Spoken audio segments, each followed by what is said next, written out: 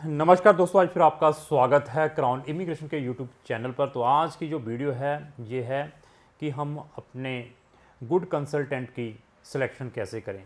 तो हमें कैसे पता चले कि ये कंसल्टेंट को, जहाँ ये इमिग्रेशन कंसल्टेंट को, जहाँ एजेंट को अच्छा नॉलेज है, जहाँ सिस्टम से काम कर रहा है मार्केट के अंदर, उसकी हम सिलेक्शंस कैसे करें, उसके बारे में मैं प्रिकॉशंस दूंगा इस वीडियो के थ्रू। तो बहुत ही इम्पोर्टेंट वीडियो है, क्योंकि इस प्रोफेशन के अंदर 90 से 95% सिर्फ फ्रॉड जैसी चीज़ें सामने आती हैं। उस कारण जो अच्छे कंसल्टेंट हैं वो भी सफल होते हैं मार्केट के अंदर, क्योंकि झूठ बहुत ही ज़्यादा है इस प्रोफेशन के अंदर। क्योंकि इस प्रोफेशन को स्टार्ट करना बहुत ही ईजी है और ईजीली लोग कंसल्टेंट बन जाते हैं। वो कैसे बन जाते हैं? जो पर्सन कोई फॉरेन कंट्री में ट्रैवल करके आ जाता है वो भी आके बेचारा कंसल्टेंट बन जाता है, लेकिन नॉलेज पूछो तो नॉलेज नहीं है। बस वो क्या करते हैं, जो नए नए कंसल्टेंट बनते हैं वो एक दूसरे के मोटिवेशन में आकर खुद भी सफल होते हैं और क्लाइंट्स को भी सफल करवाते हैं। क्योंकि इस प्रोफेशन के अंदर ठगी बहुत ज़्यादा है।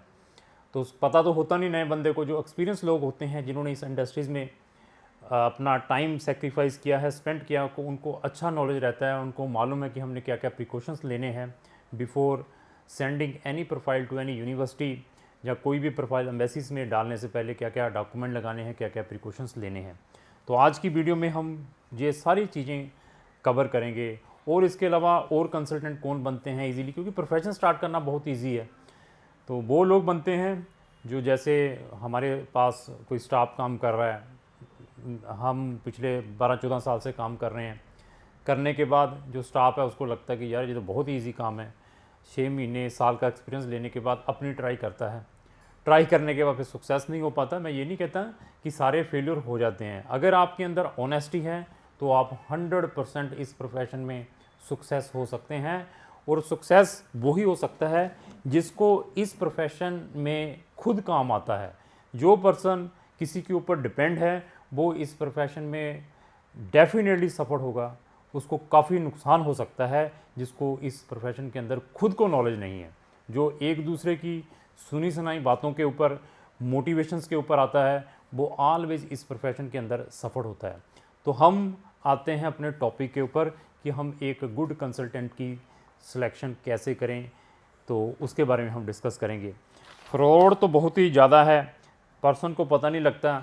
ऑफिस में जाता है, बड़े बड़े ऑफिस हैं, जाने के बाद देखता है कि बहुत ही डिसेंट स्टाफ बैठाया हुआ है और बहुत ही अच्छा वेलकम है। जब ऑफिस के अंदर जाते हैं, टी की मशीनें लगी हुई हैं, ड्राई फ्रूट आ रहा है, क्लाइंट कहते हैं टॉफ़ियाँ आ रही हैं।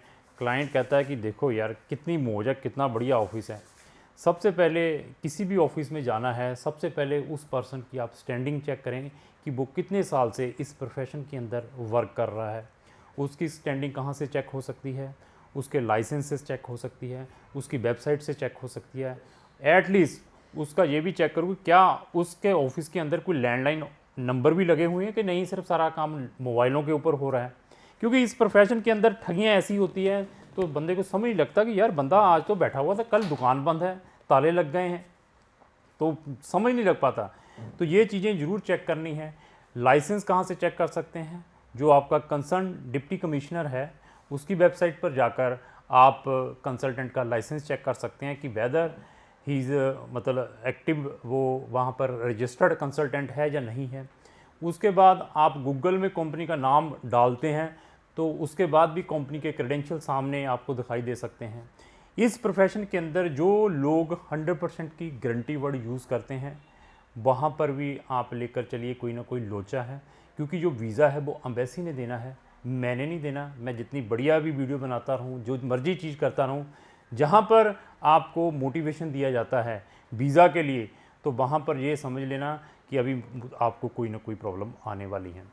तो ये भी ज़रूर चेक करिए जब आप कंसल्टेंट के ऑफिस में जाते हैं, प्रेजेंस ऑफ ओनर की, ओनर जो ऑफिस का मालिक है उसकी प्रेजेंस कहाँ पर है, कि क्या वो ऑफिस के अंदर बैठता है या सिर्फ स्टाफ वाले ही काम कर रहे हैं, क्या उसकी एक्सेसिबिलिटी ईजी है या नहीं है, क्या आप उसको ईजीली मिल सकते हैं या नहीं मिल सकते। This is very important. क्योंकि जब भी कोई डिस्प्यूट होता है मालिक मिलते नहीं हैं। आप जाते हैं सिर्फ लड़कियों से बात करते हैं, स्टाफ से बात करते हैं, तो फिर रिप्लाई क्या आती है, यार वो स्टाफ चला गया है, ये स्टाफ चला गया है। एटलीस्ट मालिक को देखिए उसकी एक्सेसिबिलिटी कैसी है, कितना इजीली आप उसको मतलब मिल सकते हैं।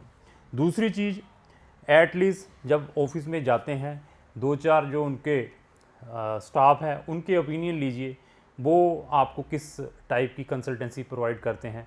एक तो सिर्फ उनको, क्योंकि स्टाफ को तो सिर्फ मालिक ने टारगेट दिया होता है कि आपका टारगेट है हर महीने मुझे 20 केस रजिस्टर्ड करके देने हैं, चाहे उनकी एलिजिबिलिटी है या नहीं है। इसके बारे में भी ज़रूर चेक करें।